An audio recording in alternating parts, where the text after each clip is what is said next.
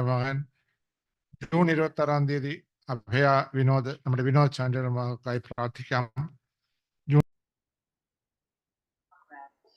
Price lord. ദൈവനാമത്തിന് മഹത്വം ഉണ്ടാകട്ടെ. ഒരിക്കൽ കൂടെ ദുബായ് ഫാസ്റ്റിംഗ് പ്രെയർ ഫെലോഷിപ്പായിട്ട് കൂടി വരുവാൻ സ്വർഗത്തിലെ ദൈവം നമ്മെ സഹായിച്ചതോർത്ത് ദൈവത്തിന് കോടാകോടി സ്തോത്രം ചെയ്യുന്നു. ഇപ്പോൾ രാജൻ ബ്രദർ പറഞ്ഞ പോലെ ഓൺലൈനായിട്ടും ഓഫ്ലൈനായിട്ടും നമുക്ക് കൂടി വരുവാൻ ദൈവം ഒരിക്കൽ കൂടെ സാഹചര്യം ഒരുക്കി. ഹോളൊക്കെയും നഷ്ടപ്പെട്ട സ്ഥാനത്ത് ദൈവം ആരാധനയ്ക്ക് സാഹചര്യം ഒരുക്കി. ഇനി ഒക്ടോബറിൽ നടക്കുന്ന കൺവെൻഷന് വേണ്ടി മുകളിലത്തെ ഹോള് ലഭിക്കണം. ഇതെല്ലാം പ്രവർത്തിപ്പാൻ ദൈവത്തിന് കഴിയും. ധാരാളം വിഷയങ്ങൾ ദൈവത്തിനെ വെച്ചു. ക്യാൻസർ രോഗികളുടെ ഒരുപാട് കാര്യങ്ങൾ, പല്ല് തേച്ചപ്പോൾ രക്തം വന്ന് ചെക്ക് ചെയ്തപ്പോൾ ഊനിന് ക്യാൻസർ നിറഞ്ഞതായ മകൻ, അങ്ങനെ എത്രയെത്ര പ്രയാസകരമായ സംഭവങ്ങൾ നാം കേൾക്കുന്നു. അതിൻ്റെയൊക്കെ മധ്യത്തിൽ ഓരോ ദിവസവും ദൈവം നടത്തുന്നു.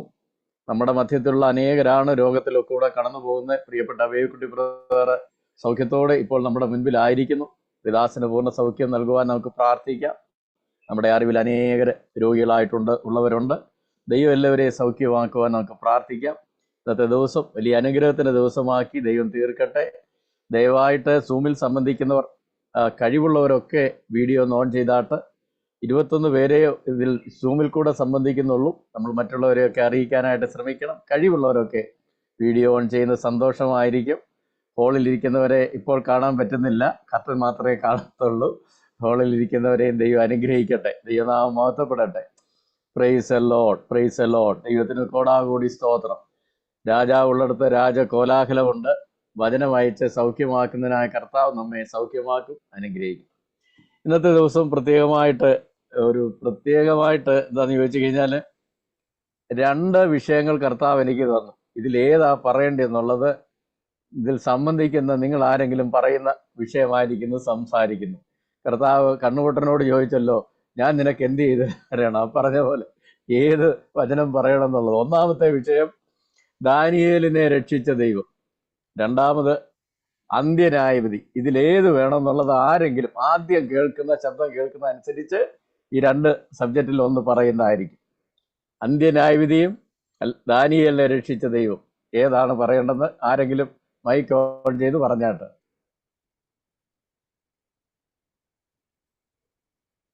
Price the Lord. അന്ത്യന്യായവിധി, അതുപോലെ തന്നെ ദാനിയേലിനെ രക്ഷിച്ചതായ ദൈവം, ഈ 2 മെസ്സേജുകൾ ഒരുമിച്ച് ദൈവം എൻ്റെ ഉള്ളത്തിൽ തന്നിരിക്കുക. ഏതാ പറയേണ്ടതെന്നുള്ള നിങ്ങൾ തീരുമാനിച്ച് ഒരാൾ പറയുന്ന സബ്ജക്റ്റിലേക്ക് നമ്മൾ പോകുന്നതായിരിക്കും. നമ്മുടെ സമയം വളരെ ചുരുക്കമാണ്. ഇത് പ്രത്യേകമായി ദൈവത്തിൻ്റെ ഒരു നടത്തിപ്പാണെന്ന് ഞാൻ വിചാരിക്കുകയാണ്. നമുക്കറിയാമല്ലോ. പറഞ്ഞാട്ടെ.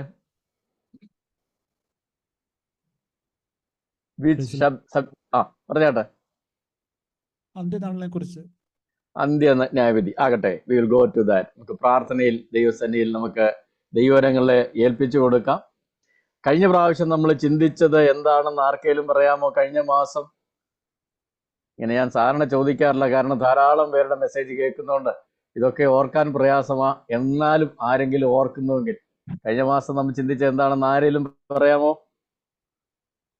ഓർക്കുന്നില്ലായിരിക്കും. കുഞ്ഞാട് യോഗ്യൻ എന്നുള്ളതായ ആ ഭാഗമാണ് നമ്മൾ വെളിപ്പാട് പുസ്തകം. അതുകൊണ്ട് ഇപ്പോൾ ഇത് ദൈവത്തിൻ്റെ ഒരു നടത്തിപ്പാണ്. നമ്മളിന്ന് അല്പസമയം നമുക്കുള്ളല്ലോ, അതിൻ്റെ മധ്യത്തിൽ നമ്മൾ ചിന്തിക്കുവാൻ പോകുന്നത്. ദൈവം നമ്മോട് ഇടപെടുവാനായിട്ട് ദൈവസന്നിധിയിൽ ഏൽപ്പിച്ചു കൊടുക്കാം. നമ്മുടെ കർത്താവിൻ്റെ വരവ് ഏറ്റവും അടുത്തിരിക്കുകയാണ്. അതിനുവേണ്ടി നാം ഒരുങ്ങിക്കൊണ്ടിരിക്കുകയാണ്. നാം എല്ലാവരും അതിനുവേണ്ടി ഒരുങ്ങുന്ന സങ്കീർത്തന ധ്യാനത്തിൻ്റെ മധ്യത്തിൽ ഓർപ്പിച്ചു. അത് ദാവീദിൻ്റെ തലമുറയായി സന്തതിയായി ജനിക്കുവാൻ പോകുന്ന കർത്താവിൻ്റെ ക്രൂശ് മരണത്തിൻ്റെതായ പ്രത്യേകതകൾ ഓർപ്പിച്ചു. കൂടാതെ മനോഹരമായ ഗാനങ്ങൾ നമുക്ക് ഹോളിൽ ആരാധിക്കുമ്പോൾ മാത്രമാണ് നമുക്കിങ്ങനെ കൊയറിന് ആക്റ്റീവായിട്ട് ശുശ്രൂഷിപ്പാൻ കഴിയുന്ന ഒരു വലിയ സന്തോഷമാണ്. അതുകൊണ്ട് അത് മുടങ്ങിപ്പോകല്ലേ. നമുക്ക് പ്രാർത്ഥിക്കാം. മധ്യസ്ഥ പ്രാർത്ഥന വെച്ച് ആ വിഷയങ്ങളെല്ലാം ദൈവത്തിൽ സമർപ്പിക്കും. ഒരു നിമിഷം നമ്മെ തന്നെ എല്ലാവരും ദൈവകരങ്ങളിൽ സമർപ്പിച്ചുകൊണ്ട് നമുക്ക് ഒരുമിച്ച് പ്രാർത്ഥിക്കാം. നമ്മൾ കൂടി വന്നത് വെറുതെ ആയി തീരാതെ ദൈവത്തിൻ്റെ വചനം നമുക്ക് നൽകുവാനായിട്ട്, അതിൽ കൂടെ ഒരു വാക്കെങ്കിലും നമ്മോട് ഓരോരുത്തരോട് സംസാരിപ്പാനായിട്ട് ദൈവസന്നിധിയിൽ ഏൽപ്പിച്ചു കൊടുക്കാം. മനുഷ്യ ശബ്ദമല്ല, സ്വർഗത്തിലെ പിതാവിൻ്റെ ശബ്ദം നമ്മെ കേൾപ്പിക്കുവാനായിട്ട് നമുക്ക് ഏൽപ്പിച്ചു കൊടുക്കാം. കർത്താവേ, അവിടുത്തെ പാദമെടുത്ത് ഞങ്ങളായിരിക്കുന്നു. ഇന്ന് പകൽക്കാലം ഞങ്ങളെ അനുഗ്രഹിക്കണമേ. സൂമിൽ കൂടെ സംബന്ധിക്കുന്ന എല്ലാവരുടെയും നെറ്റ്വർക്കൊക്കെ ഭംഗിയായി വർക്ക് ചെയ്യുവാൻ തക്കണം ഇടയാക്കണമേ. ശത്രു അതിനെ തടസ്സപ്പെടുത്തുവാൻ അവിടെ സമ്മതിക്കരുത്. ദൂതന്മാരുടെ കാവിൽ കാത്തോണ്ട് ഞങ്ങൾ മധ്യസ്ഥ പ്രാർത്ഥന വെച്ച സകല വിഷയങ്ങൾക്കും അവിടുന്ന് മറുപടി നൽകണമേ. അനേക വിഷയങ്ങൾക്ക് സ്തോത്രവും നന്ദിയും കരയേറ്റുവാൻ അവിടുന്ന് ഇടയാക്കി. എന്നാൽ അതോടൊപ്പം തന്നെ കർത്താവെ, ഇപ്പോൾ പ്രയാസപ്പെട്ടുകൊണ്ടിരിക്കുന്ന അനേകരുടെ വിഷയത്തിന്റെ മേൽ അവിടുന്ന് മറുപടി അയക്കണമേ. ഞങ്ങൾ അത്ഭുതങ്ങൾ ധാരാളം ഞങ്ങളുടെ ജീവിതത്തിൽ അനുഭവിക്കുകയും കണ്ണിന്റെ മുൻപിൽ കാണുകയും ചെയ്തിട്ടുള്ളവരാണ് കർത്താവെ.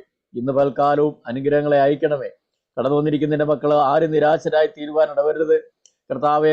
അവിടുന്ന് 5 അപ്പവും 2 മീനും കൊണ്ട് എല്ലാവരെയും പോഷിപ്പിച്ചു. വയറ് നിറച്ചെല്ലാവരും ഭക്ഷിക്കുക മാത്രമല്ല, അവിടെ കൊട്ടകളും വട്ടികളും നിറച്ചെടുത്തുകൊണ്ട് കടന്നു പോകാൻ ഇടയാക്കിയതുപോലെ ഇന്ന് പൽക്കാലം കൊട്ടകളും വട്ടികളും നിറച്ചെടുക്കുന്ന തരത്തിൽ ശേഷിപ്പിനെ അവിടുന്ന് നൽകുമാറാണ് പ്രാർത്ഥിക്കുന്നു. സകലത്തിൽ അവിടുന്ന് മഹത്വം എടുക്കണം, കൃപയിൽ പൊതിയണം. അവിടുത്തെ നാമം മഹത്വപ്പെടുത്തിക്കാട്ടെ. രോഗികളായിട്ടുള്ള എല്ലാവരെയും സൗഖ്യം വായിക്കാട്ടെ. ഇന്ന് പകൽക്കാലം യേശുവിന്റെ നാമത്തിൽ സംബന്ധിക്കുന്ന സകലരെയും അനുഗ്രഹിക്കുമാറാകണം. എല്ലാ അനുഗ്രഹത്താലും നിറയ്ക്കണം. ഒരത്ഭുതമെങ്കിലും എല്ലാവരുടെയും ജീവിതത്തിൽ അവിടുന്ന് ചെയ്യണമേ കർത്താവേ. വെറും കയ്യായി ഞങ്ങളെ പറഞ്ഞയക്കാത്ത കർത്താവേ, വചനത്തിൽ കൂടെ ഞങ്ങളെ അനുഗ്രഹിക്കുമാറാകണം. പ്രാർത്ഥന കേട്ടതുകൊണ്ട് സ്തോത്രം. യേശുവിന്റെ നാമത്തിൽ തന്നെ ആമേൻ. Price the Lord. ആർക്കെങ്കിലും വേദപുസ്തകം തുറന്ന് വെളിപ്പാട് പുസ്തകം 20-ാം അധ്യായത്തിന്റെ 12-ാം വാക്യം ആർക്കെങ്കിലും വായിക്കാം. സൂമിൽ സംബന്ധിക്കുന്നവർക്കോ ഹോളിലിരിക്കുന്നവർക്കോ ആർക്ക് വേണമെങ്കിലും. Price the Lord. വെളിപ്പാട് പുസ്തകം 20-12. Revelations chapter 20 verse 12. One of you can please read. മരിച്ചവർ ആഭാരവൃദ്ധം സിംഹാസനത്തിന് മുമ്പിൽ നിൽക്കുന്നത് കണ്ടു. പുസ്തകങ്ങൾ തുറന്നു. ജീവന്റെ പുസ്തകം എന്നൊരു മറ്റൊരു പുസ്തകവും തുറന്നു. പുസ്തകങ്ങൾ എഴുതിയിരുന്നതിന് ഒത്തവണ്ണം മരിച്ചവർക്കും അവരുടെ പ്രവൃത്തികൾക്ക് ഒടുക്കത്തെ ന്യായവിധിയും ഉണ്ടായി. മതി ഈ ഒറ്റ വാക്യം, 12-ാം വാക്യം. ഹല്ലേലൂയ. മരിച്ചവർ ആബാലവൃതം സിംഹാസനത്തിന് മുൻപിൽ നിൽക്കുന്നതും കണ്ടു. പുസ്തകങ്ങൾ തുറന്നു. ജീവന്റെ പുസ്തകം എന്ന മറ്റൊരു പുസ്തകവും തുറന്നു. പുസ്തകങ്ങൾ എഴുതിയിരുന്നതിന് ഒത്തവണ്ണം മരിച്ചവർക്ക് അവരുടെ പ്രവൃത്തികൾ കടുത്ത ന്യായവിധി ഉണ്ടായി. കഴിഞ്ഞ മാസം നാം ചിന്തിച്ചപ്പോൾ പിതാവായ ദൈവം സിംഹാസനത്തിലിരിക്കുന്നു. അവന്റെ കയ്യിൽ ഒരു ചെറിയ പുസ്തകം, 7 മുദ്രയാൽ അകത്തും പുറത്തും മുദ്രയിട്ട പുസ്തകം. അത് വാങ്ങുവാനോ അതിൽ നോക്കാൻ പോലും സ്വർഗത്തിലും ഭൂമിയിലും ആർക്കും അർഹതയില്ലാത്ത സ്ഥാനത്ത് അറുക്കപ്പെട്ട കുഞ്ഞാട് വന്ന് അത് തുറക്കുന്നതും ആ സീലുകൾ തുറന്നതുകൊണ്ടാണ് വെളിപ്പാട് പുസ്തകം നമുക്ക് ലഭിച്ചതും എന്ന് നാം ചിന്തിക്കുകയുണ്ടായി. ആ സീലുകൾ ഓരോരും തുറന്നു. ഈ ലോക അവസാനം വരെയും നിത്യതയിലും നടക്കുവാനുള്ള സംഭവങ്ങൾ വെളിപ്പെടുത്തപ്പെട്ടു. അതുകൊണ്ട് വെളിപ്പാട് പുസ്തകത്തിന്റെ അവസാന അധ്യായത്തിൽ വരുമ്പോൾ ഉള്ള ഒരു ചിന്തയാണിത്. ഹല്ലേലൂയ. മറ്റൊന്നുമല്ല, അന്ത്യന്യായവിധി എന്ന് നാം പറയുന്നതായ ആ ഒരു അനുഭവത്തെ പറ്റിയാണ് ഇവിടെ നാം കാണുന്നത്. The last judgement. ആകട്ടെ, എത്ര ന്യായവിധിയെ പറ്റി ദൈവവചനത്തിൽ പറയുന്നുണ്ട് പറയാമോ? അന്ത്യന്യായവിധി അല്ലാതെ എന്തെങ്കിലും ന്യായവിധി വേദപുസ്തകത്തിൽ പറയാമോ? മൈക്കൊക്കെ ഓൺ ചെയ്ത് പറയുന്ന നല്ലതാ, ബുദ്ധിമുട്ടല്ലെങ്കിൽ. Praise the lord. ആർക്കും അൺമ്യൂട്ട് ചെയ്യാൻ പറ്റത്തില്ലായിരിക്കും, ഇല്ലയോ? അറിയത്തില്ല. Praise the lord. വേറെ ഏതെങ്കിലും ന്യായവിധി പെട്ടെന്ന് പറയാന്നുണ്ടെങ്കിൽ ഇങ്ങനെ ഇടയ്ക്ക് ചോദ്യമായിട്ട് ചോദിക്കുക, അല്ലെങ്കിൽ അത് just continue. Price the lord. വേറെ എന്തെങ്കിലും ന്യായവിധിയെ പറ്റി പറയുന്നുണ്ടോ? Price the Lord. ഉണ്ടായിരിക്കും. മനസ്സിൽ വരുന്നാൽ നിങ്ങൾക്ക് പറയാൻ പറ്റാത്ത സാഹചര്യത്തിലായിരിക്കും എന്ന് വെച്ചാൽ പ്രൈസ് മൈക്കും ഒക്കെ ഓൺ ചെയ്യുകയൊക്കെ വേണമല്ലോ. അപ്പോൾ ഇത് അന്ത്യന്യായവിധി, ലാസ്റ്റ് ജഡ്ജ്മെന്റ്. അത് കഴിഞ്ഞിട്ട് പിന്നെ ന്യായവിധി ഒന്നുമില്ല. Price the Lord. അപ്പോൾ മരിച്ചവർ, ഇവിടെ പ്രത്യേകം പറയുന്ന ഒരു വാക്കാണ് മരിച്ചവർ ആബാലവൃതം. അതായത് ലോക ആരംഭം മുതൽ മരിച്ചവർ, മരണപ്പെട്ടവർ, ആബാലവൃതം. ഇതാണ് സിംഹാസനത്തിന് മുൻപിൽ നിൽക്കുന്നവർ. അപ്പോൾ ജീവിച്ചിരിക്കുന്നവരെ പറ്റിയല്ല പറയുന്നത്. അപ്പോൾ ഈ പറയുന്ന സമയത്തും ജീവിച്ചിരിക്കുന്നവരുണ്ട്. ആരാണെന്ന് ചോദിച്ചു കഴിഞ്ഞാൽ ഉയർത്തെഴുന്നേറ്റവർ. ഇത് 1000-ാം ആണ്ട് വാഴ്ചയുടെ അവസാനം നടക്കുന്ന സംഭവമാണ്. അപ്പോൾ അതിനു മുമ്പ് ഉള്ളതായ 7 വർഷത്തെ മഹോദ്രവകാലം, ആ മഹോദ്രവകാലം തുടങ്ങുന്നതിന് മുമ്പായിട്ട് എന്തുകൊണ്ട് നമ്മളിപ്പോൾ ആ സ്റ്റേജിൽ, ആ തലമുറയിലാണ് നമ്മളായിരിക്കുന്നത്. ഞാനും നിങ്ങളും ജീവിക്കുന്ന ഈ കാലഘട്ടത്തിൽ എന്താണ് സംഭവിക്കാൻ പോകുന്നത്? നമ്മുടെ കർത്താവ് മധ്യാകാശത്തിൽ വരും. കണ്ണിമയ്ക്കുന്നതിനുള്ളിൽ നമ്മൾ രൂപാന്തരപ്പെടും. 1 തെസ്സലോനി 4:18 മുതലുള്ള വാക്യം വായിക്കുന്നത് എല്ലാവർക്കും കാണാതെ അറിയാം. ബാക്കി ഒരു വാക്യം അറിയത്തില്ലെങ്കിൽ ഇതെല്ലാവർക്കും അറിഞ്ഞിരിക്കണം. കർത്താവ് താൻ ഗംഭീര നാദത്തോടും പ്രതാപന ശബ്ദത്തോടും ദൈവത്തിന്റെ കാലത്തോട് സ്വർഗത്തിൽ നിന്ന് ഇറങ്ങി വരികയും ക്രിസ്തുവിൽ മരിച്ചവർ മാത്രമേ ഉയർക്കത്തുള്ളൂ. അതുകൊണ്ടാണ് ഇവിടെ മരിച്ചവർ എന്ന് പറയുമ്പോൾ ക്രിസ്തുവിൽ മരിക്കാതെ ആയിരിക്കുന്നവർ, രണ്ടാമത്തെ മരണത്തിന് അർഹരായിട്ടിരിക്കുന്നവർ പറയുന്നു. എന്നാൽ ക്രിസ്തുവിൽ മരിച്ചവർ മുമ്പേ ഉയർത്തെഴുന്നേൽക്കുകയും നമ്മുടെ പ്രിയപ്പെട്ടവർ ക്രിസ്തുവിൽ വിശ്വസിച്ചവർ ദൈവമക്കളായവരെല്ലാം ഉയർത്തിയും പിന്നെ ജീവനോടെ ശേഷിക്കുന്ന നാം അന്നേ എന്താണ് ആ പൗലോസിനറിയാം. നാം എന്ന് പറയുമ്പോൾ പൗലോസിനും അന്നും പ്രതീക്ഷയാണ്. അപ്പോൾ അത് ഇന്നും തുടരുകയാണ്. ഹല്ലേലൂയ. ആ ജീവനോടെ ശേഷിക്കുന്ന നാം അവരോടൊപ്പം കർത്താവിനെ എതിരേൽപ്പാൻ ആകാശത്തിൽ മേഘങ്ങൾ എടുക്കപ്പെടും. അങ്ങനെ നാം അവനോടുകൂടെ എന്നേക്കുമായിരിക്കും. ഈ വചനങ്ങളാൽ തമ്മിൽ ആശ്വസിപ്പിച്ചുകൊള്ളാനാ പറയും. അപ്പോൾ ആ ഒരു സംഭവം ആദ്യം നടക്കും. ഉൾപ്രാപണം, മധ്യാകാശത്തിലേക്ക് ദൈവജനം എത്തിച്ചേരും. അവിടെ നടക്കുന്ന ചില സംഭവങ്ങളുണ്ട്. അത് കഴിഞ്ഞിട്ട് 7 വർഷത്തെ മഹോദ്രവ കാലമുണ്ട്. ഈ മഹോദ്രവ കാലത്തിന് ശേഷം മധ്യാകാശത്തുള്ളതായ എല്ലാ ദൈവമക്കളും, ഇപ്പൊ മഹോദ്രവ കാലത്ത് അനേകർ കൊല്ലപ്പെടും കർത്താവിന് വേണ്ടി. കർത്താവിൽ വിശ്വസിക്കുന്നവർ, ഇതുവരെയും സുവിശേഷം കേട്ടിട്ടില്ലാത്തവർ, അക്രൈസ്തവരായിട്ടുള്ളവർ, അതായത് സുവിശേഷത്തെ പറ്റി വേറെ രീതിയിൽ കരുതിയവർക്കൊക്കെ ആ വചനം ശരിയായിട്ട് ചെല്ലും. കാരണം ഇസ്രയേലിലെ ഇവാഞ്ചലിസ്റ്റ് 144,000 പേര്, ഓരോ ഗോത്രത്തിൽ നിന്നും 12,000 പേര്, അവര് ചുമ്മാതിരിക്കുകയല്ല.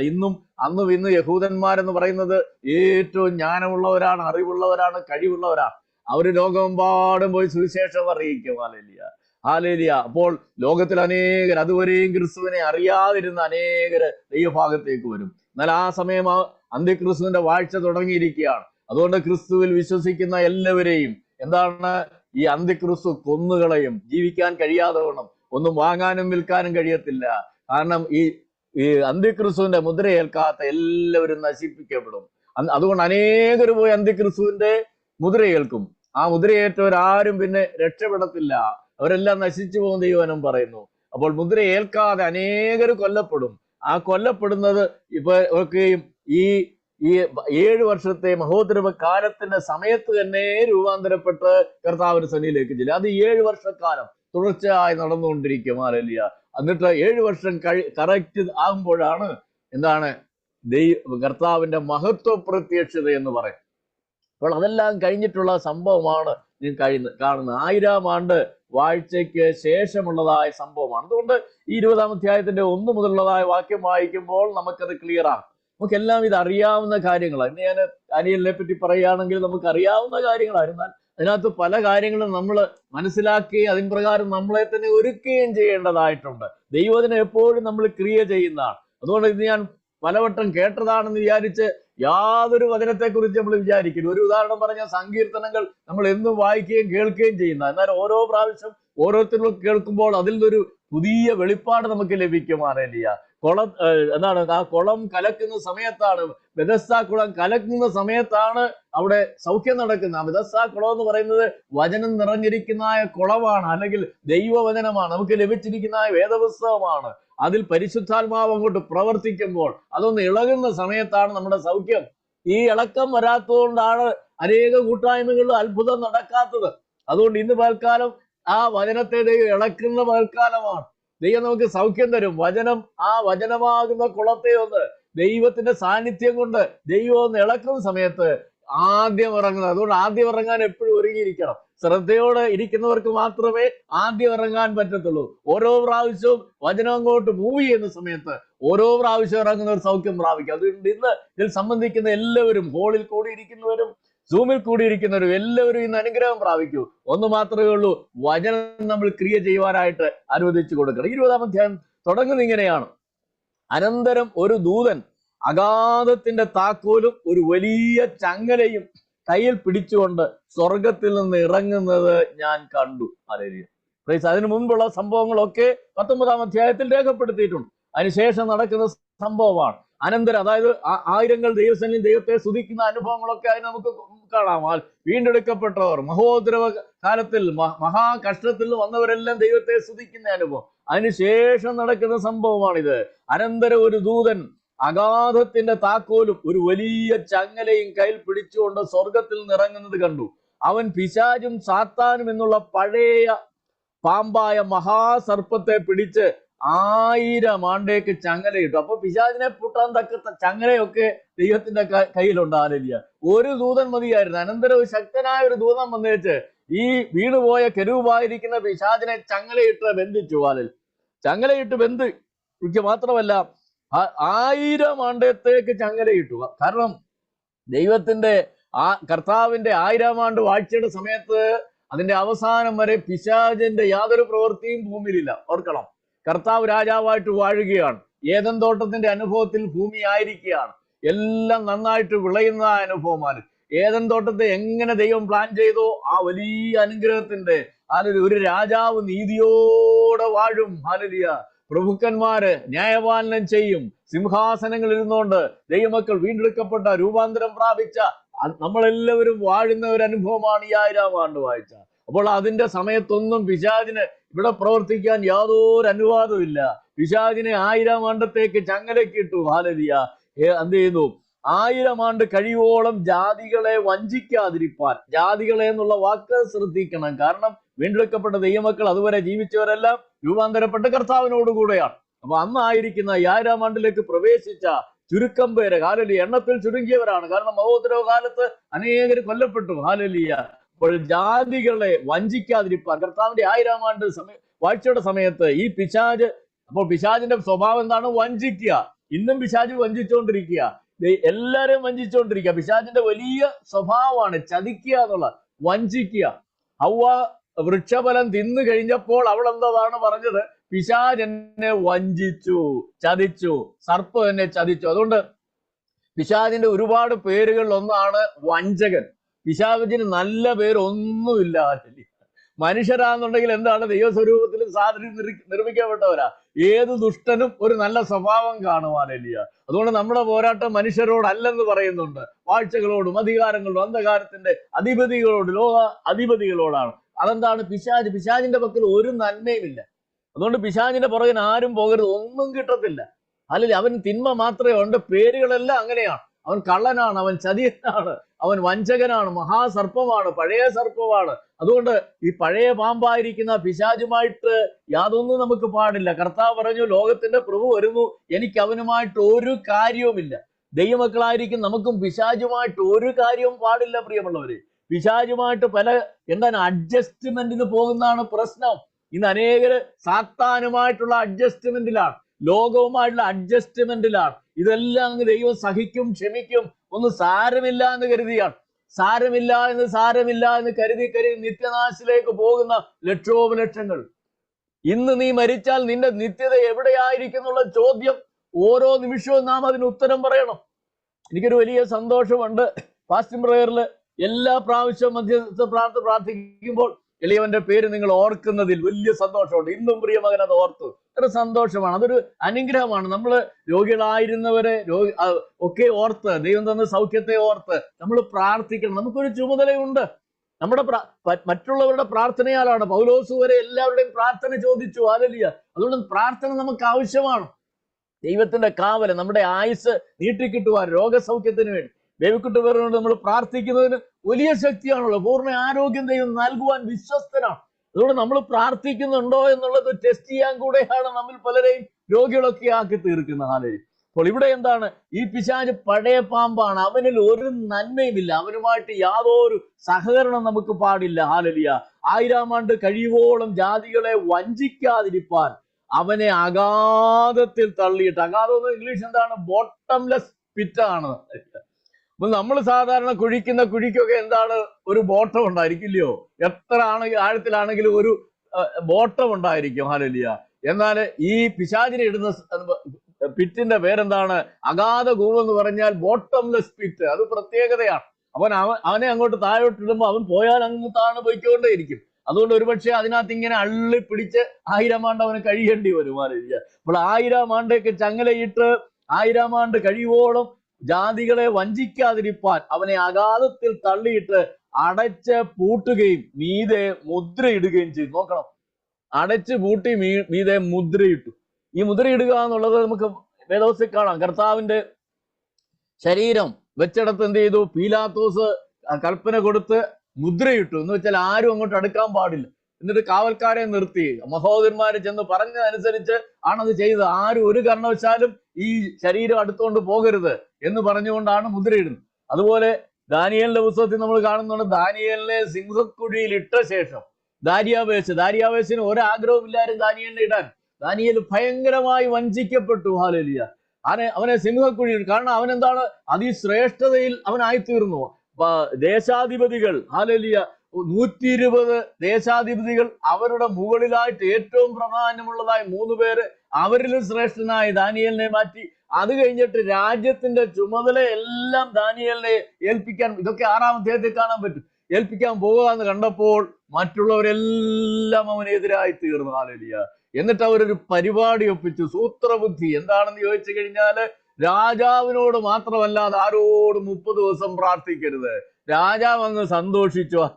അവന്റെ പിന്നിലുള്ളതായ സൂത്രബുദ്ധി രാജാവിന് മനസ്സിലായില്ല. കൽപ്പനയെല്ലാം പുറപ്പെടുവിച്ചു കഴിഞ്ഞപ്പോൾ അവര് ചെന്ന് നോക്കുന്നു, ദാനിയേൽ പ്രാർത്ഥിക്കുക. അവനെ ഈ ഒരൊറ്റ വിഷയത്തിൽ, അവന്റെ ദൈവമായുള്ള ബന്ധത്തിൽ, അവന്റെ വിശ്വാസ ജീവിതവുമായി ബന്ധപ്പെട്ട് അവനെ കുരുക്കുവാൻ കഴിയുകയുള്ളൂ എന്ന് ആർക്ക് മനസ്സിലായി? അവർക്ക് മനസ്സിലായി. അതുപോലെയാണ് പിശാച്.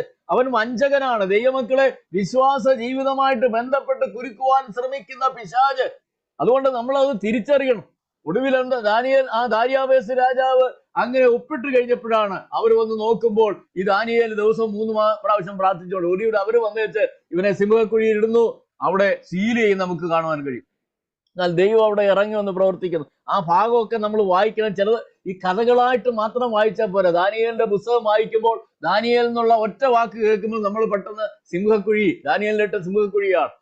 അതുപോലെ നമ്മൾ ചിന്തിക്കുന്ന ശദ്രക്ക് മേശക്ക് അഭേദനവോ, എത്രയോ പാട്ടുകളിൽ അത് വരുന്നു. കാരണം ഇതൊക്കെ എന്തുകൊണ്ടാണ് അത് പ്രസിദ്ധമായി തീർന്നത്? ദൈവം അവരെ വിടുവിച്ചത് കൊണ്ട്. അതുകൊണ്ട് ഈ പിശാച് ഒരു വഞ്ചകനാണ്. ഈ വഞ്ചകന്റെ കയ്യിൽ നിന്ന് ദൈവം നമ്മെ വിടുവിക്കുമ്പോൾ അതാണ് സാക്ഷ്യം. നമ്മുടെ ജീവിതമായിട്ട് നോക്കുമ്പോൾ നമ്മളെ ഓരോരുത്തരെ എടുത്താൽ നമ്മൾ എന്തെല്ലാം നല്ലത് ചെയ്തു, ഏതൊക്കെ സ്ഥാനമായിരുന്നു, എത്ര ധനം സമ്പാദിച്ചു, ഇതൊന്നുമല്ല അറിയപ്പെടാൻ പോകുന്നത്.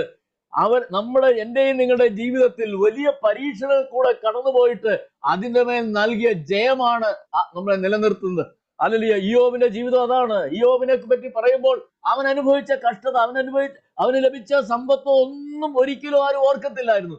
അവൻ ആ കഷ്ടതയിൽ കൂടെ കടന്നുപോയി ജയിച്ചു. എത്രയോ സംഭവങ്ങൾ. എസ്തേറിന്റെ ജീവിതം നോക്കിയാൽ അറിയാം. എസ്തേറിനെയും മൊർദെഖായിയെയും, അത് യഹൂദ ജനത്തെയും ദൈവം വിടുവിച്ചു. വേദപുസ്തക ചരിത്രം മുഴുവൻ, ഇസ്രായേലിന്റെ ചരിത്രം അതാണ്. ദൈവം പ്രതികൂലങ്ങളിൽ വിടുവിച്ചു. അതുകൊണ്ട് എന്നെ കേൾക്കുന്ന ദൈവജനമേ, ഈ ലോകം പിശാചിന്റെ അധീനതയിൽ കിടക്കുകയാണ്. അവൻ വഞ്ചകനാണ്. അതുകൊണ്ട് അവരെ ചതിക്കാതിരിക്കുവാൻ തക്കോണം യേശുവിന്റെ വാഴ്ചയുടെ സമയത്തല്ല പിശാച് അവിടെ ഉണ്ടായിരുന്നെങ്കിൽ അവൻ എന്ത് ചെയ്യും? അനേകരെ ചതിച്ചുകൊണ്ടിരുന്നത്. അവൻ വഞ്ചകനാണ്, അവൻ കള്ളനാണ്. അവന്റെ സ്വഭാവം മുഴുവൻ മനുഷ്യരെ നശിപ്പിക്കുക എന്നുള്ള, വേറെ ഒരു പർപ്പസും ഇല്ല. കാരണം ദൈവത്തോടുള്ള വൈരാഗ്യം, ദൈവത്തോടുള്ള പിണക്കം പിശാച് കാണിക്കുന്ന മുഴുവനും ദൈവസാദൃശ്യത്തിൽ അവന് പകരമായിട്ട് അവൻ ഇരുന്നതിനേക്കാൾ വലിയ സ്ഥാനത്ത് ആക്കി തീർക്കുവാൻ വേണ്ടി മനുഷ്യനെ നിർമ്മിച്ചു. അതുകൊണ്ട് മനുഷ്യരോടാണ് ഈ പിശാച് എല്ലാം വൈരാഗ്യവും കാണിക്കുന്നത്. ദൈവമക്കൾ അറിഞ്ഞിരിക്കണം, പിശാചിന്റെ തന്ത്രങ്ങളെ നിങ്ങൾ അറിയാത്തവരല്ലല്ലോ ദൈവനും പറയും. ഇതൊക്കെ നമുക്ക് അറിയാമെങ്കിലും ശരിയാണോ? ഈ പിശാചിന്റെ തന്ത്രങ്ങളെ അറിയാമോ? ഇത് ഇപ്പോൾ കേട്ടുകൊണ്ടിരിക്കുന്നവരോട് വാസ്തവമായി നമ്മോട് ചോദിച്ചാൽ, പിശാചിന്റെ തന്ത്രങ്ങളെ നിങ്ങൾ അറിയാത്തവരല്ലല്ലോ എന്നുള്ള വചനം അവരവരുടെ ജീവിതത്തിൽ സത്യമാണോ? ആകണമെന്നുണ്ടെങ്കിൽ എന്ത് ചെയ്യണം? ദൈവവചന പ്രകാരം നാം ആയിത്തീരണം. പിശാചിന്റെ തന്ത്രങ്ങളെ അറിയണം. അവൻ വരുന്നതായ വഴി, അവൻ മോഷ്ടിപ്പാനും അറുപ്പാനും മുടിപ്പാനായിട്ട് വരുന്നവനാണ്. പാമ്പിനെ പോലെയാണ്, മഹാസർപ്പ. പാമ്പിന്റെ സ്വഭാവം എന്താണ്? നുളഞ്ഞു കയറുന്ന ഒരു സ്വഭാവമാണ്. അതുകൊണ്ട് പിശാച് ഏദൻ തോട്ടത്തിൽ നുളഞ്ഞു കയറി, ഇന്ന് മനുഷ്യ ജീവിതത്തിൽ നുളഞ്ഞു കയറിക്കൊണ്ടിരിക്കുന്നു. അപ്പോൾ അവനെ എന്ത് ചെയ്യണം? അഗാധത്തിൽ തള്ളിയിട്ട് അടച്ചു പൂട്ടുകയും മീതെ മുദ്രയിടുകയും ചെയ്തു. അതിന്റെ ശേഷം അവനെ അല്പകാലത്തേക്ക് അഴിച്ചുവിടേണ്ടതായിരുന്നു. 1000 ആണ്ട് കഴിയുമ്പോൾ, ലാസ്റ്റിലാകുമ്പോൾ അല്പകാലത്തേക്കൊന്ന് അഴിച്ചുവിടേണ്ടതുണ്ട്. കാരണം ദൈവം എല്ലാറ്റിലും നീതിമാനാണ്. എന്തുകൊണ്ടാണ് ഈ 1000 ആണ്ട് കഴിയുമ്പോൾ പിശാചിനെ അഴിച്ചുവിടാനുള്ളതായ ഒരു പദ്ധതി? കാരണം 1000 ആണ്ട് ജീവിച്ചവർക്കൊന്നും ഒരു പരീക്ഷയും ഇല്ലെങ്കിൽ പിന്നെ മറ്റു മനുഷ്യരുമായിട്ട് ഇവരിൽ വ്യത്യസ്തരായിരിക്കും. കാരണം നാം എല്ലാവരും ആദാം മുതൽ ഇന്ന് വരെയും ജീവിച്ചവരെല്ലാവരും എന്താണ്? പിശാചിനാൽ പരീക്ഷിക്കപ്പെട്ടവരാണ്. അതിനെ നമ്മൾ ജയിച്ചവരാ. ജയിക്കുന്നവർക്കാണ് കിരീടമുള്ളത്.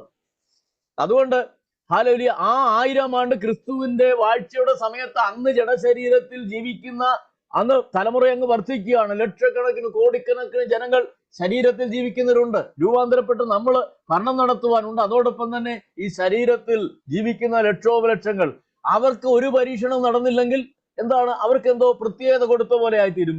Special consideration. അത് ദൈവം ആഗ്രഹിക്കുന്നില്ല. ദൈവം എല്ലാവരോടും നീതിമാനാണ്. അതുകൊണ്ട് ഈ 1000 ആണ്ട് കഴിയുമ്പോൾ എന്താണ് അഴിച്ചുവിടുന്നത്? കാരണം മറ്റൊന്നുമല്ല, ഈ ഈ 1000 ആണ്ട് വാഴ്ചയുടെ തുടക്കം മുതലുള്ളവർ മരണം ആ സമയങ്ങളിൽ കുറവാണ്. അതുകൊണ്ടാണ് ശിശു മരിച്ചാൽ, എൻകേസ് മരിച്ചാൽ അവൻ 100 വയസ്സുള്ളവനായി മരിക്കുമെന്ന് നിങ്ങളിതൊക്കെ വായിച്ചിട്ടുണ്ട്. ഭാഗങ്ങളൊന്നും എടുക്കാൻ നമുക്ക് സമയമല്ലോ. ശിശു ബാലൻ മരിച്ചാൽ 100 വയസ്സുള്ളവനായി മരിക്കും. അപ്പോൾ വൃദ്ധൻ മരിച്ചാലോ? അതിന്റെ അർത്ഥം എന്താണ്? അല്ലെങ്കിൽ യൗവനക്കാരൻ മരിച്ചാലോ? ഈ 1000 ആണ്ട് മുഴുവൻ ജീവിച്ചിരിക്കുന്നവരായിരിക്കും എന്നുള്ളത്. Price the Lord. ആദ്യ കാലങ്ങളിലൊക്കെ ആദാമിന്റെ ആ കാലഘട്ടത്തിലൊക്കെ എന്താണ് മനുഷ്യര് 1000 വർഷം 969 വർഷം മെഥൂശലഹ് ജീവിച്ചിരുന്നു.